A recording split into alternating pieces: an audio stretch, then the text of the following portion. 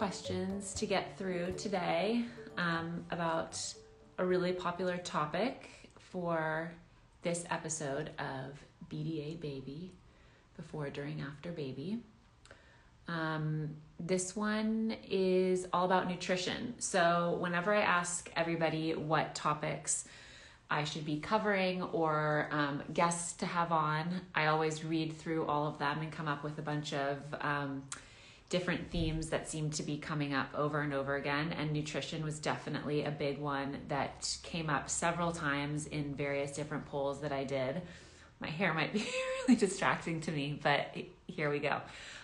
So I'm really excited because today we're going to be talking about nutrition in all phases of life for a lot of women who choose to have babies. So before, during, and after baby, nutrition is really important. I actually wasn't aware of how important nutrition postpartum really is until I had my daughter and I was postpartum, and I was trying to figure out what you can have time to make and to eat as a new mom. And it turns out that, especially for milk production and also just healing your body from the inside out, that what you put in your body and what you choose to eat is really important. I happened to read a book called The First 40 Days, which was really informative for me about what I can be eating, what I should be eating, what is more helpful to eat as you're healing from childbirth and also as you're feeding a new baby. And a lot of you guys had questions also about ahead of pregnancy, what you can be doing to make your body more fertile, to prepare your body to carry a baby, or just to want to have a baby eventually, what you can be doing there. And then, of course, pregnancy related questions when it comes to what are good things to eat when you have all these cravings. So we're going to bring on Kelly LeVeque, who is an incredible nutritionist. She also just had a baby much more recently than I did. So I'm really grateful that she is taking time out of a newborn schedule to talk to us and to just educate us about nutrition for having a baby. So she's going to come on right now and help us to be more nutritionally sound. Hi. Hey, I'm in a car. Oh my God. How are you? Katherine, it's so good to see you. I know, so good to see you too. I haven't seen you in so long, and you've had another baby since I've last seen you. Yeah, I'm just trying to have as many as humanly possible. I'm obsessed with kids now. It's my new thing. Well, you make very, very cute babies, so I understand why we want to have many. Well, you get it. I mean, your morning beach walks, you're like, I have a Kanga and a Kanga pouch now. I don't think I could ever go without this. I know. It works out really well. It's always, my mom always jokes with me because whenever I go on walks with my mom, she's like, don't you feel like you have a little built-in buddy now? And I'm like, yes, I do. Yeah. Like, you just take them wherever you go, and they're just the best ever. So, but thank you so much, because you have such a new, fresh baby. And so thank you so much for taking time to chat with us about nutrition. As I was saying before I brought you on just now, that nutrition in all three phases of what we do on this series, before, during, after baby, was such a big and highly requested topic of people just wanting to know what they can be eating before having a baby, what you can be eating when you're pregnant and dealing with cravings. And then, of course, most recently for me, how you can make yourself, how you can kind of feed your body in a really healthy and great way, especially as you're healing from delivering a baby, as you're very familiar with. So, so I wanted to kind of talk about all those different topics and a couple other questions that are hormonal questions people had submitted in. But just from the start, I mean, are there any really just great overall basics that you would say for women? Because I know that we don't like the term diet. Especially, I've been very, very much told by you many years ago, we don't like the word diet, but we just like it as eating and having a healthy lifestyle, right? Absolutely. I mean, so the cool part about fertility, preparing your body to be pregnant, nurturing the growth of your baby in utero, and also continuing to nurture yourself and your baby in the postpartum phase, a lot of the same nutrients are needed through that whole process. Okay. So that's kind of simple. That's a way to simplify it. So some of my favorite nutrients that we really want to look for in the prenatal stage and throughout pregnancy and after would be DHA. So that's the long chain omega-3s. Mhm. So if someone, most of the time you would be taking that in your prenatal pack or whatever you're taking, as well as recommended by your doctor.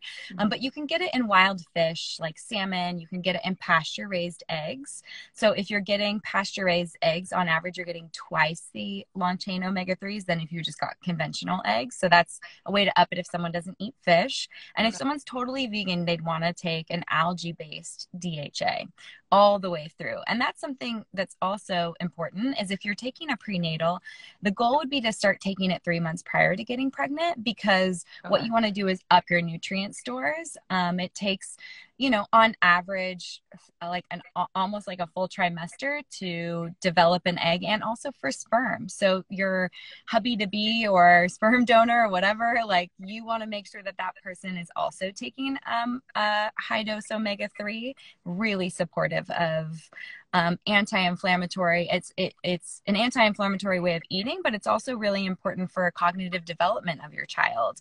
Right. For brain health. So that's really important. Then you want to think about like your iron levels and the amount, like how you're getting your protein, because anyone who's anemic, right? Iron is so important for delivering oxygen and nutrients all over your body and for baby.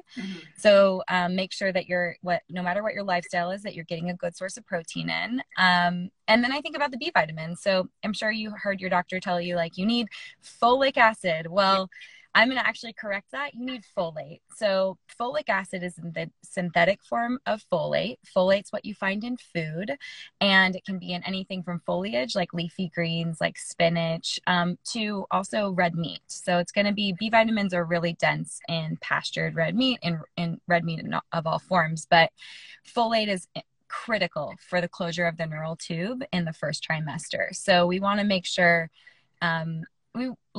it's insurance to take your prenatal prior to getting pregnant, but a lot of people have unplanned pregnancies. So just get on it as soon as possible and try to think about eating foliage. Like, that's a great way to think of folate.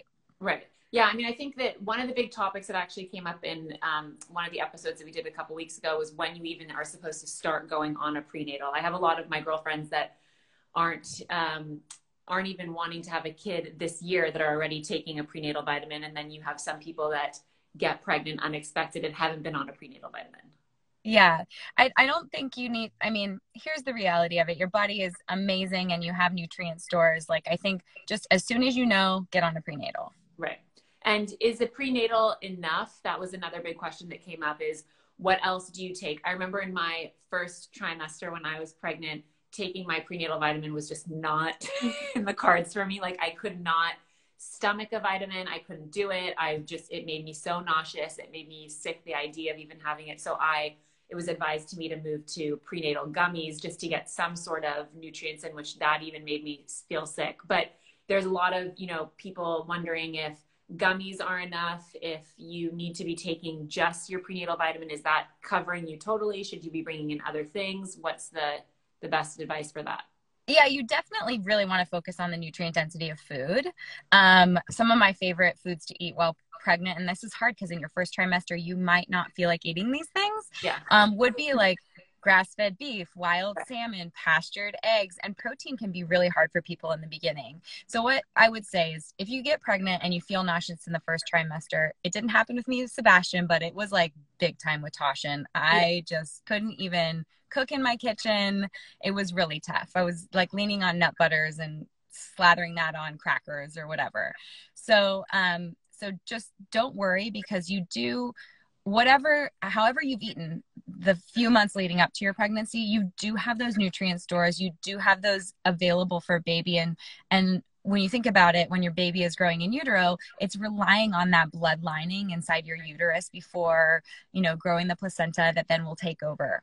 Right. So if you are feeling nauseous, anything counts, like a gummy, getting one of your 4 prenatals down, like, do what you can. Yeah. And then find ways to increase nutrient density. So for me, I really relied on egg tacos. Like, I was using siete tortillas and some avocado. So it's a low glycemic almond flour tortilla. So I'm not having that spike and crash, because this is the hard part. When you feel nauseous in your first trimester, a blood sugar spike and crash makes it worse. Right. So all you really want is crackers or toast or whatever. Plain pasta. Plain pasta. Exactly. Yeah. So you're going up and crashing down. That's okay. We always reassess at that 12-week mark or the 14-week mark. Whenever you're starting to feel like yourself again, we bring in the produce, we bring in the proteins. But let's say you did want the pasta. I would say, well, let's try to get some lentil pasta or some garbanzo bean pasta, something that's going to give us a little more fiber and a little more protein, so that that blood sugar curve isn't as much of a spike and a crash, and we're not inducing more nausea. Okay. So that would be my tips. And then when it comes to, like, I have had clients crave candy. I'm really thankful. I don't follow like a specific lifestyle diet like paleo or keto, but I'm pretty thankful for some of these lifestyle diets, because it's birthed the companies that create like low glycemic candy, like Smart Sweets, stuff like that, where you're like, okay, I'm craving sour watermelons, but I can have this replacement, and it's not going to, create all this blood sugar in my body, because elevated blood sugar, gestational diabetes, and elevated blood sugar during pregnancy really is not great for baby. Yeah. No, and it's interesting because I didn't actually know that was such an important part of taking care of yourself and eating well when you're pregnant, because I think so many of us, you watch all these movies and you hear all these stories about people's cravings when they're pregnant, and it's like, I wanted fast food, I wanted ice cream, I wanted cookies, and then your doctor reminds you, like, okay, we are going to have a gestational diabetes test in, a couple weeks. So it's good to be mindful of course, what you're putting in your body, and also knowing that it is, going to your baby. But there are times, I remember when I was, in my first trimester, where I was only eating, as you were saying, like breads, crackers, pastas, and, it was the only thing that made me feel okay to eat. And I ended up getting a lot of extra nutrients from smoothies that my lovely husband made for me, because it was the only way that he would sneak in like collagen peptides or, green protein powder that was helping me get certain nutrients that I just could not stomach otherwise. So finding other creative ways is definitely, I think, a helpful way to be able to get in some of the nutrients when maybe you can't stomach anything.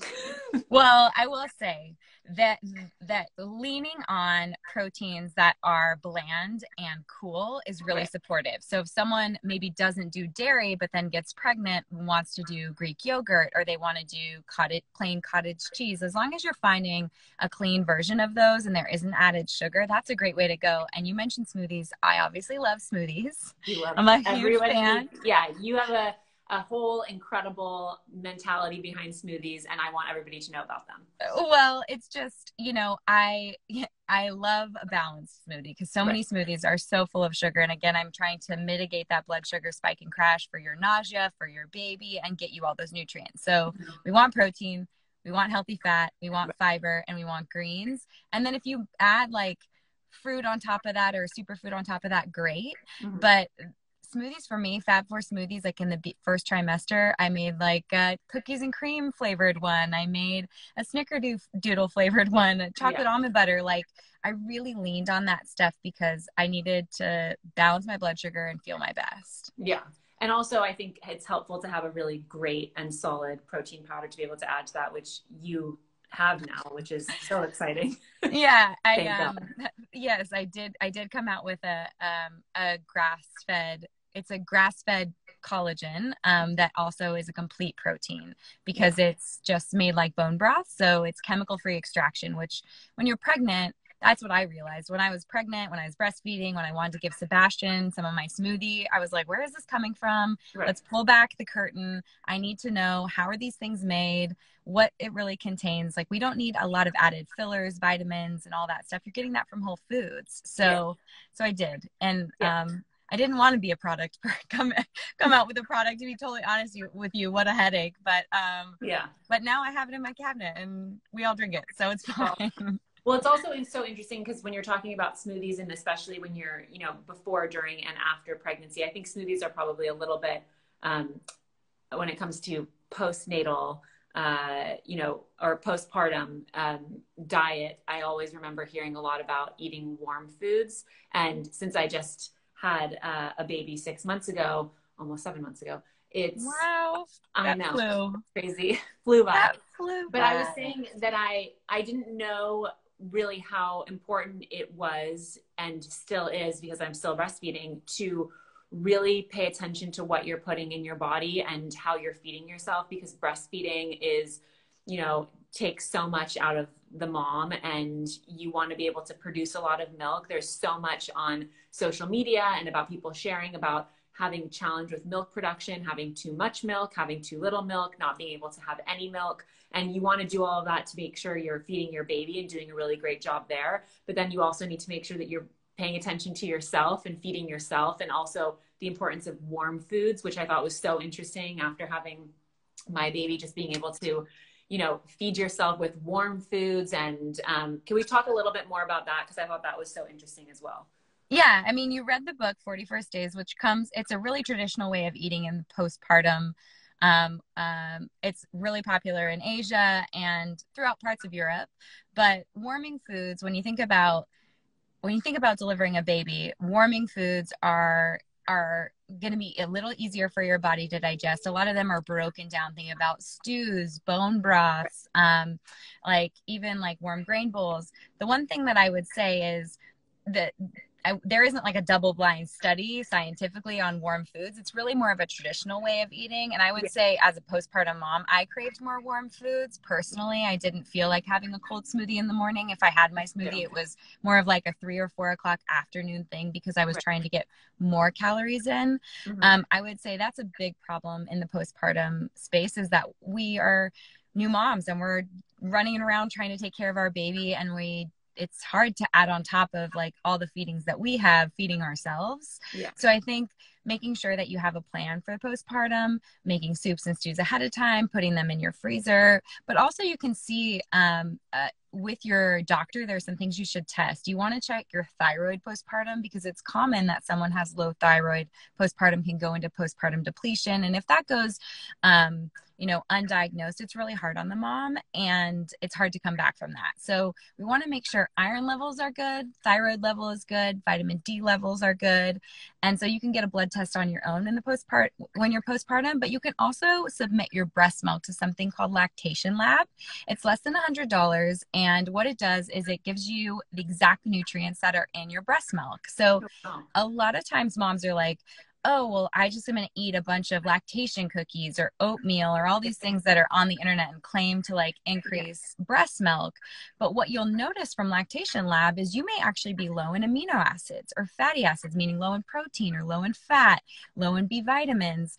And so that comes through in your milk, and then you can see your results and say oh, wow, I was actually surprised. I eat a fair amount of protein, but my breast milk with Sebastian at one point was really low in protein. So I had to add in that afternoon smoothie, and I had to make easy to grab proteins like hard-boiled eggs for my fridge, and pre-made salmon, and it's not fun to have to always eat that way, but you feel so much better. Your nutrient levels are higher. You prevent the deficiency in yourself, and then you also prevent the deficiency in your breast milk, which your baby is still growing so much developmentally.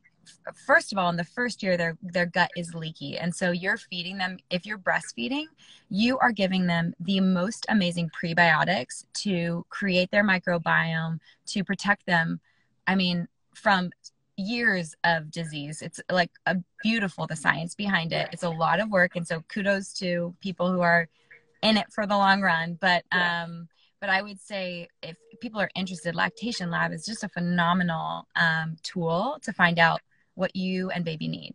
That's so interesting. I actually hadn't heard of that. So that's something that I definitely, because I think when you deliver your baby, you want to be able to get a good read on your blood, but also be mindful of the fact that you are still breastfeeding. So your hormones are going to be still going a little bit loopy, but it could be good to just do it via breast milk to see what you need and what you might need to be adding. Yeah, it's definitely an easy, affordable way without having to go through a doctor if someone wants that. And also, I would just wait 6 to 8 weeks I would wait at least 6 weeks before you send your breast milk in, because like you said, your hormones are all over the place. Yeah. So you really want to make sure your breast milk is in and balanced before you get it tested. So one of the other big things, just because we're talking about breast milk and breastfeeding and the importance of getting in enough calories to be able to produce enough breast milk for your baby, lactation cookies were a huge thing that leading up to when I was about to deliver, everybody was saying, are you going to make your lactation cookies? Make sure you get some lactation cookies to quickly make when you come home from the hospital. And is that legit? Do lactation cookies really work? You mentioned that people look up, eating oatmeal, having oatmeal raisin cookies to be able to increase your milk supply. Is that a real thing? So the science isn't really strong. I think what it ends up being is that people are eating, like adding flax, adding oats, I think mother's milk, fenugreek, and things of that nature have stronger science behind it than the oats. Flax stronger than oats, but still I think it's upping your caloric intake. But that's another thing you can see is if you send your milk to lactation lab, you may be fine on all of like the carbohydrate intake coming from your lactose, coming from your breast milk. You may be low in long chain omega-3s. You may be low in protein. But the interesting thing is they're finding that a lot of those lactation cookies and powders and tinctures and stuff, they are unfortunately going to be higher in heavy metals because plants like oats are really good at sequestering heavy metals from the ground, and rice. So like a lot of them are made from rice flour or rice protein. And so when you see that, it's sequestering those heavy metals from the ground, then it turns into a powder. And so lactation lab actually will tell you if you have elevated heavy metals. And what they've found is that a lot of times it's when people are taking these lactation powders and cookies. And if you make it on your own, I'm all for it. Like ground flax, drink the mother's milk, make the mother's milk tea in the afternoon, make your own homemade oatmeal flax cookies. I'm all for it. Right. But I think when we're trying to do the quick fix of like this like powdered product is telling me it's going to make milk, I'd steer clear of that stuff. Okay, interesting. Because that's such a big topic that came up. I also, when it comes to breastfeeding and just postpartum care, whether you're breastfeeding or not, it's confusing, I found personally, because everybody, while we all want to be mindful of the fact that we don't want to feel pressure to get our bodies back on track or to lose the baby weight, or, bounce back into shape. There's so much talk around that. It is confusing to have just had a baby and then people are like, are you getting enough calories? Are you making sure that you're eating enough? And you're like, well, aren't I supposed to be not eating as much as I was when I was pregnant? Because aren't I supposed to be losing weight now that I'm, that I've had the baby and that I'm supposed to be getting my pre-baby body back? And so that whole thing was, for me, really confusing. And I didn't realize how much importance is put on making sure you're getting enough calories to produce enough breast milk, because you do burn calories when you're breastfeeding, and then you want to be able to keep up your milk supply. And it was like a whole thing that I hadn't really thought that much about. Yeah. It's for me as a nutritionist, when I'm working with clients in their postpartum phase, a couple things that come up for me. What I have noticed is that a lot of the postpartum recipe books and books really focus on a high amount of carbohydrates. I don't necessarily think that is necessary. It's caloric load overall that's really important. Never are we trying to decrease calories, because you do put on weight when you're pregnant. You have weight to burn. Your body hormonally does that. Your microbiome actually, when we test the microbiome of pregnant women in their third trimester, it looks like that of someone with metabolic syndrome. And the authors of this really amazing study that was published a few years ago, their hypothesis was that the microbiome becomes inflammatory on purpose so that the body retains more weight to take care of baby and to have weight on the body for breastfeeding. So you want to make sure that you are eating enough, but you also want to know your body prepared you and put some stuff on to burn and make breast milk as well. So when it comes to people wanting to snap back or get their body back, there's a couple things that I talk to my clients about, because first of all, when you are postpartum and breastfeeding, my hunger was way more ravenous than it was when I was pregnant. It's insane. I'm like, watch out, mama needs to get to the kitchen. I'm starving, like you just feel so much more hungry. Right. So keeping that in mind is important. But a couple tips right away is you just spent 10 months not drinking alcohol, most pregnant women, and they have this thing where they like, great, you got home from the hospital, here's your champagne, here's your glass of red wine. We're incorporating alcohol right away. We want to know, you want to remember that if someone wants to ease back in, your hormones are being metabolized by your liver and in your gut.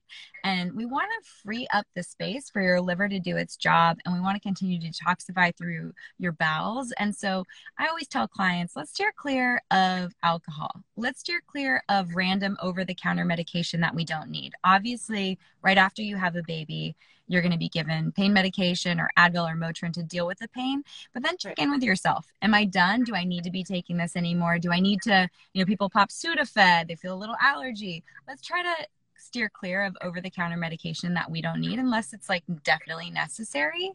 And then stick with your prenatal, because when you talk about your body's ability to burn the weight that you've put on your body and to burn the fuel that you're eating, every single cell has this little machine in it called a mitochondria, and that's what makes energy. We want to make sure we're providing for our mitochondria, and B vitamins are so important in that. It's why we needed energy prior to making a baby, why we needed all those B vitamins in while the baby was in us, and just as important through the whole time you're breastfeeding. So if you have a prenatal, take it all the way till like the last day you're done breastfeeding. And I would maybe even say like a couple months after, just to make sure your nutrient stores are back up. Got it. So instead of focusing on the food for that like postpartum baby body, focus on making sure you're not taxing your body. And then everyone says sleep when your baby sleeps. That's really hard to do during the day. Let's try to get your baby sleeping through the night so that you get a good night's sleep. And then just keep track of like the processed carbohydrates and sugar when you can. Like try to eat whole carbs, like squashes, berries, all that stuff that's wrapped in fiber, because nature, I personally believe, like if you believe in God, nature, like the universe, like when you eat whole foods, that sugar and starch is wrapped in fiber. It feeds your microbiome and it releases slowly. So you're not having these spikes and crashes that can create excess insulin and weight gain and irritability and all that. So eat whole foods. It's the way we're supposed to. I mean, I think it's also important always, and whenever I have these conversations about just, health and nutrition, especially body after baby, because there's so much emphasis put on women for that part of the pregnancy journey, that everyone's bodies are different. Everyone heals from, labor differently. Some people, it happens really quickly that you get your post or your pre-baby body back. For other people, it takes a really long time. Some people, it never happens. And also to keep in mind that hormones are such a big factor. As you mentioned, thyroid. I did one of these conversations with Lauren Evarts, my friend, who talked about her thyroid condition, which is why she wasn't able to lose weight or see any change in her body after having her daughter. And it's just, I think, being really gentle with ourselves, which is obviously easier said than done, because everybody wants to, you want to hurry up and get back to your life, or get back to looking a certain way or feeling a certain way. But it is, a huge undertaking that your body just grew this human and you just delivered the baby, and then you're breastfeeding, which is a whole other thing. So I think just being really gentle with your body and know that everyone is different is super important just to always remember. I think one more thing too, if someone is breastfeeding, there is something, I have worked with a number of clients where breastfeeding does a great job of pulling the weight off, and it may be 6 weeks, it may be 3 months, it may be the whole 9 months, right? It took you 9 months to build the baby, 9 months to get it off. Right. But there are a certain percentage of women that when they're breastfeeding, their body hormonally will hold on to 8 to 12 pounds. Right. And that's something to remember, because I've had clients work, and then the day they stop breastfeeding, like it's 3 weeks and the weight's gone. Right. So just remember that and have grace with yourself for sure. Yeah, no, I had a couple of my girlfriends that also had that, which is it just shows you that every single one of, as a woman, every single one of our bodies are so different, and we handle pregnancy and postpartum and even before having a baby so differently. So, but I think also one of the big questions that came up was, are there good foods for you specifically? Are there good foods to avoid or to bring into your diet that are consistent with, pre-baby, during pregnancy, and after? People asked about raspberry leaf teas, about different things you can be having to get your uterus and your eggs really fertile. But I'm wondering if there are, especially hormonally, things that you would say to avoid or make sure to integrate into your diet. Yeah, there are some superfoods for pregnancy for sure. So we want to think about the most important things are our fat soluble vitamins. That's A, D, E, and K. Our B vitamins, that's including folate, B6, and B12 for energy and neural tube closure. You want to also think about minerals like selenium, iodine, and zinc for immunity, for thyroid health. So a couple of my favorites would be if someone wants to incorporate selenium, zinc, and iodine. One of my favorite ways to do that is seaweed snacks. So it can get you can get a phenomenal amount of that through like mineralized salts or seaweed snacks. There's also kelp flakes that you can shake on a meal like once a week, and then you're getting those minerals. And then if you're using salt, use pink salt or Redmond salt. So if someone's a little lower in iodine, then Redmond salt is a little bit higher than a traditional pink Himalayan salt. And then when it comes to all those B vitamins like folate, think about foliage and also red meat. Leafy greens, spinach, kale, all that good stuff. Avocado is a phenomenal source of vitamin E and folate. And then the wild salmon, the pasture-raised eggs, like all of those are nutrient superstars. Please do not do egg whites when you're trying to get pregnant or when you're pregnant or when you're breastfeeding, because the yolk is so full of B vitamins and also a nutrient called choline we're finding is so important for cognitive development, for your baby IQ, all of that. So find a source of choline. Make sure if you're not eating eggs that your prenatal has choline in it. Some of my favorite prenatals are Seeking Health, Full Circle, Parallel. I tend to go for functional prenatals that have a lot more. So they may be 6 to 8 pills, which may be too much for someone. And if that's too much for you, I know Ritual has 2, which is a little bit less in the amount that I would want a client to have, but better than nothing. And again, gummies, better than nothing. Yeah. Right. So those would be some food superstars and easy things to bring into your diet. Brazil nuts are a great source of selenium as well for thyroid health. So again, a low thyroid prior to getting pregnant or an autoimmune disease that is going untreated or taken care of are 2 causes of miscarriage that can be prevented. So if you know you have an autoimmune disease or you know you have thyroid issues, see your doctor prior to getting pregnant, get that under control, and you'll be great. And if you have polycystic ovarian syndrome, a great thing to do is really work on blood sugar control. So either get a glucometer, get a continuous glucose monitor, really work on that blood sugar balance, because that's going to decrease the amount of cysts that you produce and increase your chance to ovulate. Oh, wow. Okay. That's really interesting. And also a great topic that we can cover at some point in the future, because PCOS is a big topic that comes up in a lot of these questions that are submitted of women who are, and it seems to be a topic people are talking more openly about, which is just dealing with PCOS, especially when you want to get pregnant, but also pre-pregnancy of just, how to regulate your period, how to be able to nourish your body, get your body back on track. And PCOS is a big topic that a lot of women are struggling with. And I think knowing that you can help that through nutrition is so important. I have a number of PCOS mamas who have gotten pregnant naturally without IVF, and many who have increased egg quality and ended up doing IVF and had phenomenal success. Oh, wow. So don't be discouraged if you're diagnosed with PCOS. It is insulin resistance manifesting itself in your ovaries, and we can decrease the insulin, which would decrease the cysts and increase ovulation.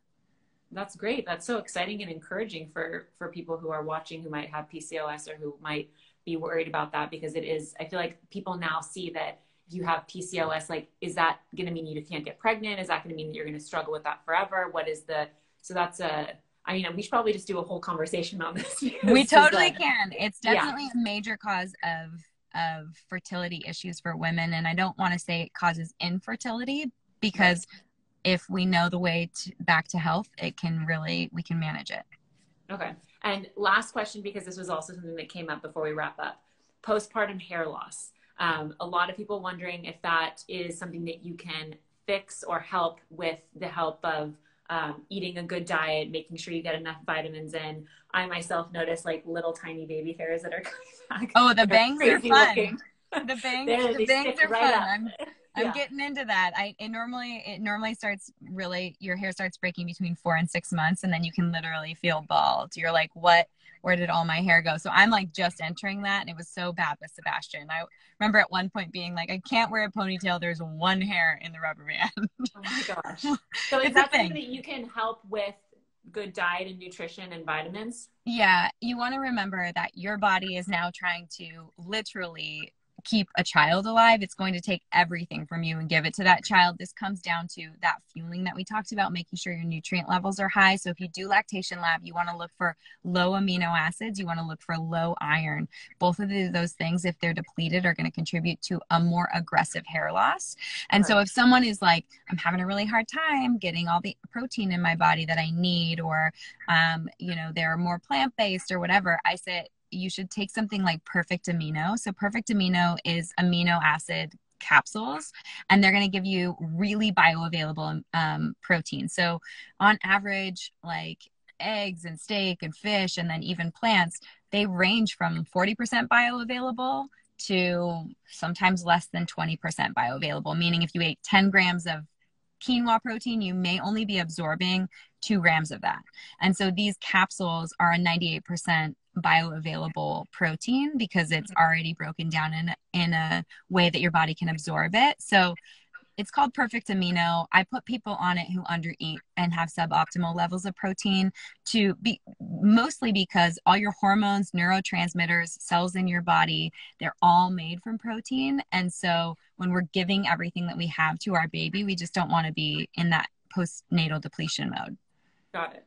Okay. Yeah. It's so interesting. I mean, I could sit here and talk so much longer about all these different things, but we'll have to do a whole other conversation. We'll do another one. Because this is all so interesting. I mean, as a new mom and just knowing the importance of, feeding yourself, making sure that you're covered, and then also for your baby as well is just, it's so interesting to me. And then I also just started solids. So also just being mindful of what I'm giving to her is also really interesting. And then, you as a woman, I think you just hear so much about nutrition and making sure that you're eating to feel good, to look good, to feel strong. And then, you have the whole factor of what you're putting in your body and how you're caring for yourself when you're actually growing the baby and being pregnant. So there's a lot of different things to keep track. We do it all. We do it all. We're expected to do it all. Yeah, exactly. Yeah, no, it's so interesting. So thank you again so much for taking the time. I'm going to make sure we put all of these in the description, all the different topics and products that you mentioned, because I think those are really helpful for people who might be struggling with certain things or want to add into their diet. So thank you, Kelly. You're welcome. And I have a book recommendation for you for solids. Oh my God, tell me. Super Nutrition for Babies. People don't know about it. It's from Functional MDs. It talks about enzymes that your baby is producing and how introducing bitter foods is going to increase her love of vegetables later in life. Like, there's good stuff in there. Oh, amazing. Well, it turns out she loves vegetables, which is really interesting so far. So I'm really into that book. I'm definitely going to get that. Thank you. Cool. You're welcome. Awesome. All right, Thank you, Kelly. So good to see you. So good to see you too. Thank you.